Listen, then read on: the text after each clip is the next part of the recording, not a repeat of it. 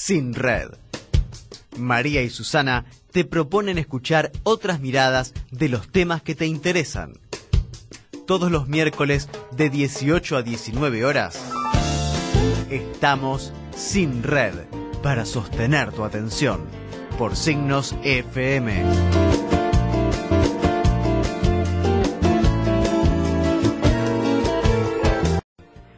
¿Qué tal, amigos? ¿Cómo están? Aquí estamos otra vez Sin Red, en el marco justamente de esta pandemia, de todo esto que está asolando mundialmente. Sabemos que en Latinoamérica cada país está siendo afectado en todos los niveles sociales, algunos más, otros menos, en sus recursos y vida cotidiana de su población. El virus del COVID-19 tiene un nivel de contagio muy alto. Por eso nosotras hemos convocado a dos argentinas residentes, una en Bolivia y la otra en México. Vamos a escuchar ahora a nuestra residente en Bolivia. Se trata de Cristina Lía. Ella es licenciada en Administración y docente universitaria. Reside en Santa Cruz de la Sierra hace muchos años ya en Bolivia y bueno, y es muy interesante lo que tiene para contarnos. Muy buenas tardes, agradecida por esta oportunidad de realizar algunos aportes que están sucediendo en Bolivia, que hace muchos años que estoy viviendo. Bolivia se divide en primer lugar en 9 departamentos, los departamentos con más de 11 millones de habitantes en general, y los departamentos más poblados es La Paz y Santa Cruz. Voy a hablar específicamente de Santa Cruz. En Santa Cruz hay 3.200.000 habitantes, pero Santa Cruz de la Sierra, ciudad, hay unos 1.300.000. Y acá se han visto hasta el día de ayer 100 casos, considerando que tenemos 2 semanas de cuarentena muy estricta. En total en Bolivia hay 194 casos y 15 fallecidos. Lo que dicen los expertos es que la curva de contagios está subiendo muy lentamente, que todavía no ha venido lo peor. Esperamos que con esta estricta cuarentena sea más liviano. ¿Qué hacen? Se detectan en ciertas zonas a personas y las aíslan y ven los contactos que estas personas tuvieron alrededor. Y esos contactos también los ponen en cuarentena estricta, ya sea en su casa, en hospitales, dependiendo. ¿En qué consiste la cuarentena? Los supermercados, mercados tradicionales, farmacias, tiendas de barrio están abiertos solamente a la mañana y la gente puede ir uno solo de la familia con su número de documentos de lunes a viernes, el final del número de documentos. Entonces sale uno por familia. Los sábados, los bancos están abiertos también a la mañana. Y a partir de lunes a viernes, de las 17 horas en adelante hasta las 5 de la mañana, hay cuarentena total, sin transporte. Todo el país está sin movimiento, con supercontrol, porque no toda la gente puede realizar esto.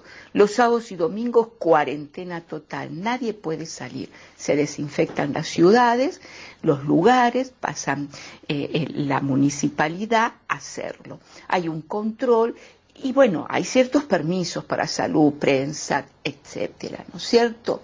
El sistema de salud en Bolivia lamentablemente es un sistema muy, muy deficiente. No es gratuito, en este caso el coronavirus sí, ¿no? Pero no es gratuito, la salud pública es paga. Y es un serio problema que viene desde hace años. Solamente el 5% del presupuesto general de la nación se destinaba a salud. Parece ser que ahora lo que quieren hacer es, es lo que van a realizar es que la salud den un 10% del presupuesto. En estos momentos pienso que los representantes del gobierno están todos asustados. Hay 3 gobiernos, gobierno central, departamental, municipal. Cada uno con su competencia, pero dependen, están unidos, porque los recursos vienen todos del gobierno central. Entonces, de acuerdo a las competencias. Entonces, en estos momentos están coordinando están juntos para abastecer más camas, otro tipo de infraestructura, ¿no es cierto?, para el caso del coronavirus.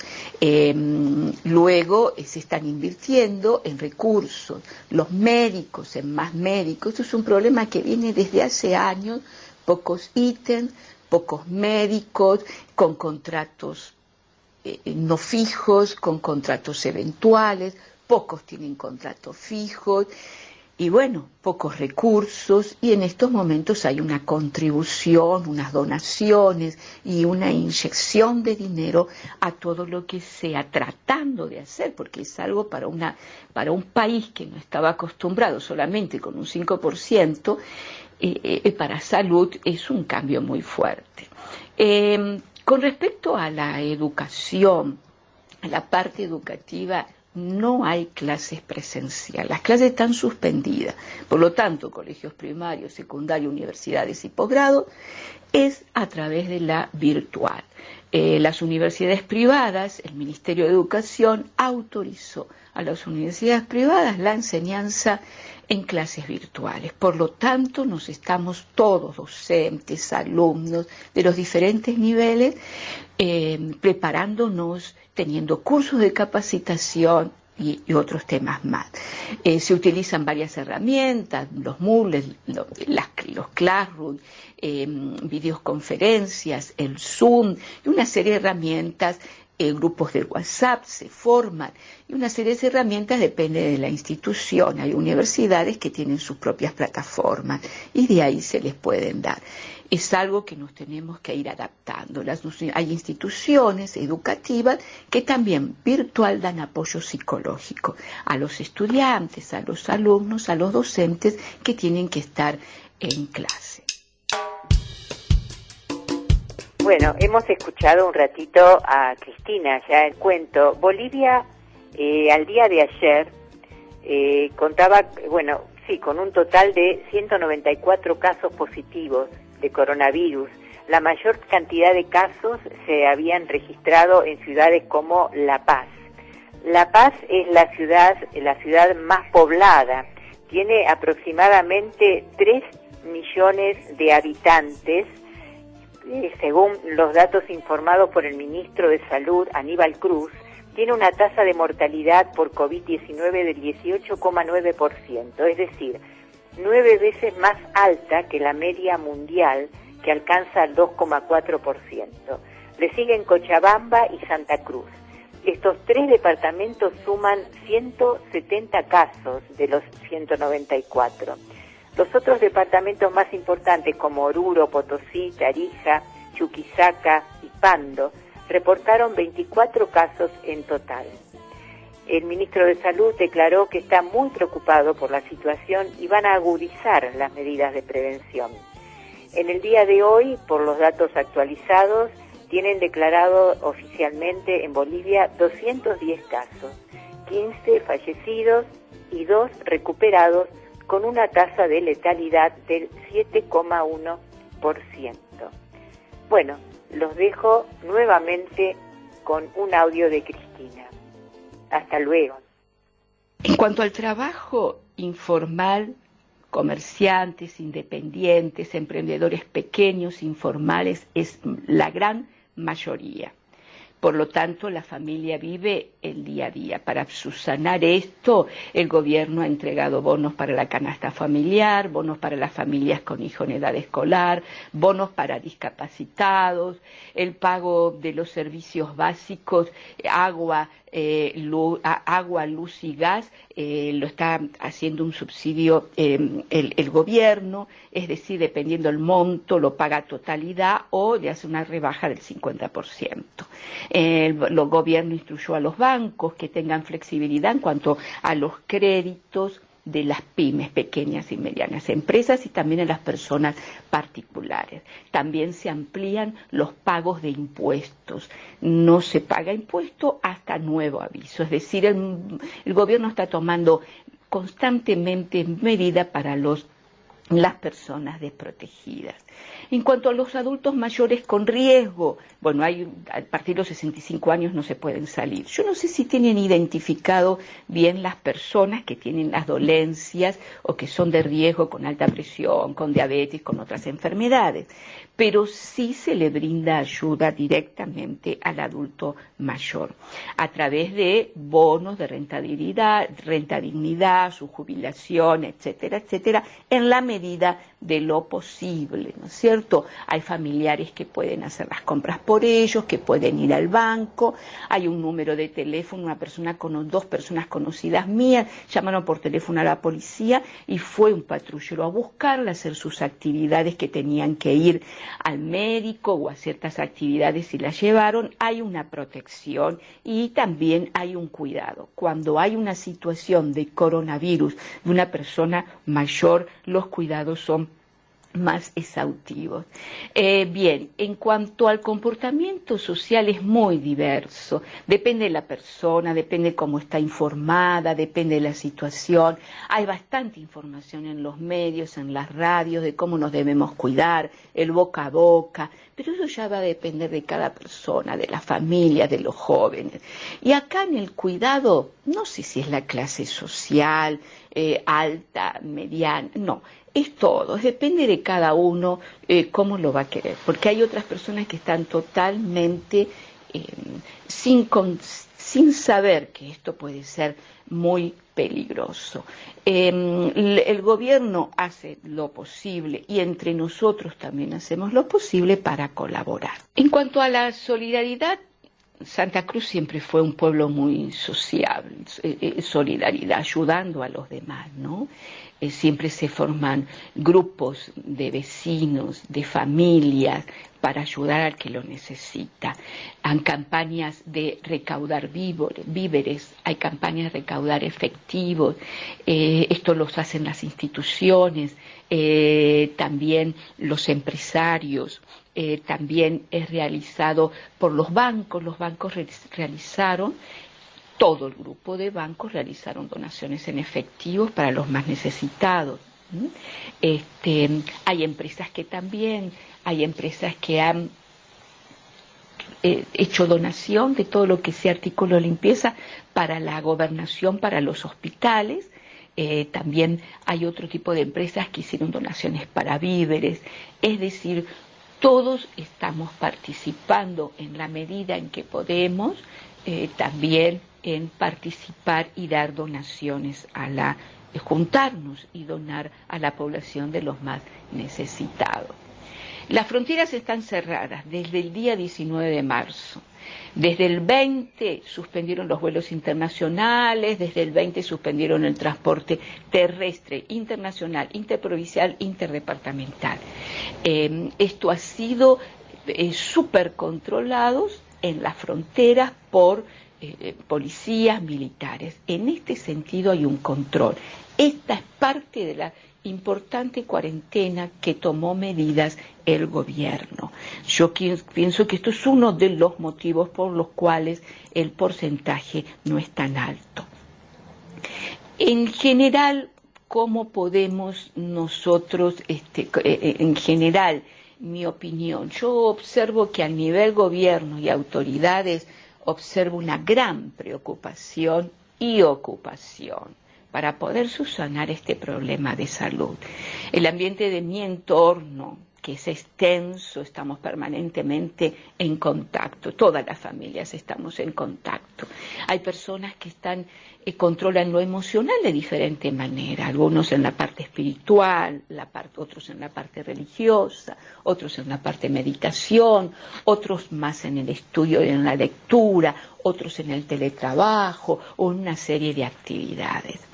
En particular, para mí es algo inédito. Soy una persona mayor, supero los 60 años, nunca lo he vivido de esta manera. Me pregunto qué va a pasar después, no solamente a nivel Bolivia, sino a nivel mundial, en lo económico, ¿no? Esto es un gran temor, una incertidumbre en la población.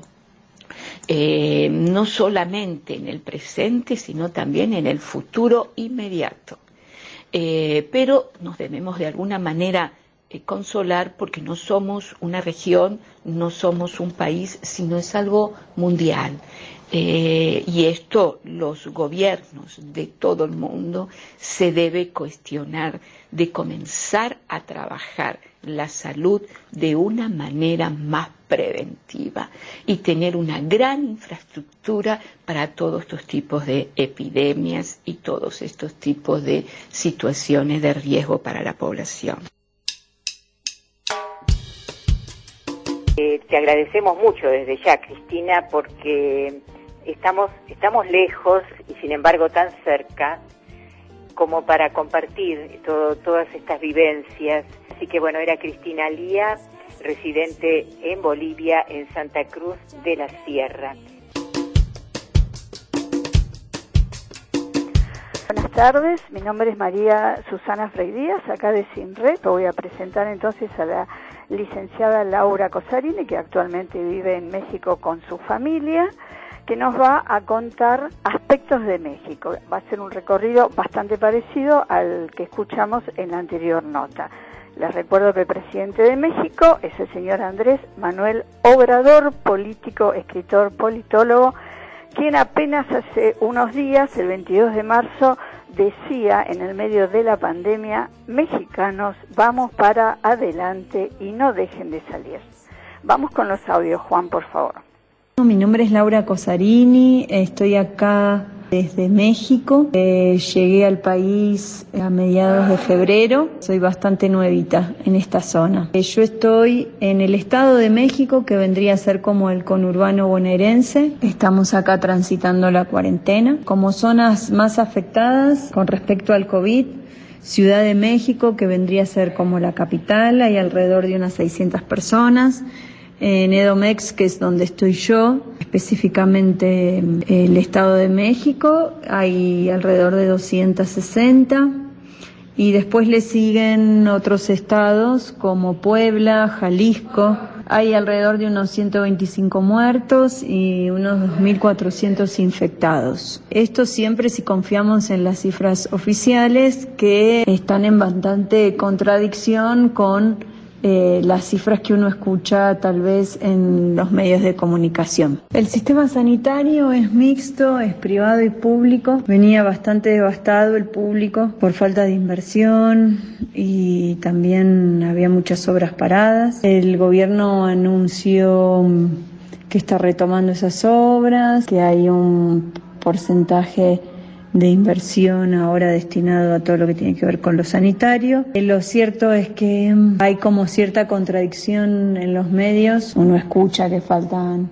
cubrebocas, testeo, sobre todo lo que tiene que ver con el testeo está bastante complicado. Por eso es que bueno, muchos no confían en los números oficiales, ¿no?, del gobierno. Bueno, aquí estamos de vuelta para hacer un breve comentario. Ayer fue el Día Mundial de la Salud. Entonces el Consejo Nacional de Evaluación Política de Desarrollo Social en México, que es Coneval, es la sigla, con la última medición del 2018, advirtió que esa medición marcó 20,2 millones de personas en México que no contaban con servicios de salud. Con lo cual, en una extensa nota y artículo, más que artículo, digamos, una especie de comentario duro, hizo varios retos al sistema de salud. Uno de ellos es que se debería ocupar de la desigualdad, el acceso y la calidad de la salud en México por el deterioro que tiene. Sigamos con Laura. Con respecto a alimentos y medicamentos, creó un banco de medicamentos que provee a algunas personas de medicamentos de forma gratuita. Alimentos también distribuyen a través también de un organismo alimentos para aquellos que no tienen. Respecto al comportamiento social que se observa, también como mucha diferencia. Acá no salió la cuarentena de forma obligatoria en cuanto a que puedan llegar a tomar medidas del tipo denuncias, tipo penal o civil contra aquella persona que no guarda la cuarentena. No estamos en ese momento.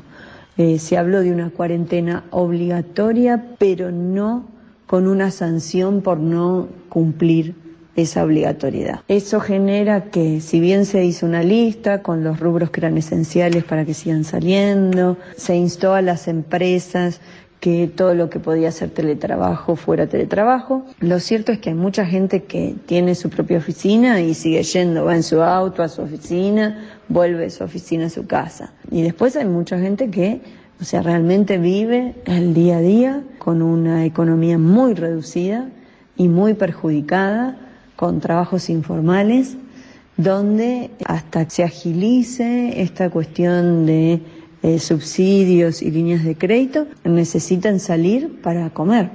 Ustedes no se olviden que México es el país que tiene el índice más alto de, por ejemplo, comida callejera.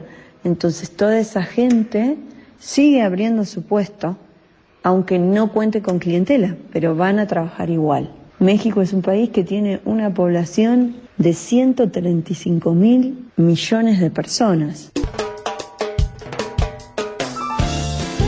Bueno, y ahora, en el último audio que vamos a escuchar, les comento que va a hablar de Susana Distancia, que es un insólito video viral, digamos, que hizo el Estado de México. Es una heroína que lucha contra el COVID-19. Si ustedes ponen esto en YouTube, van a ver que es una figura tipo Mujer Maravilla.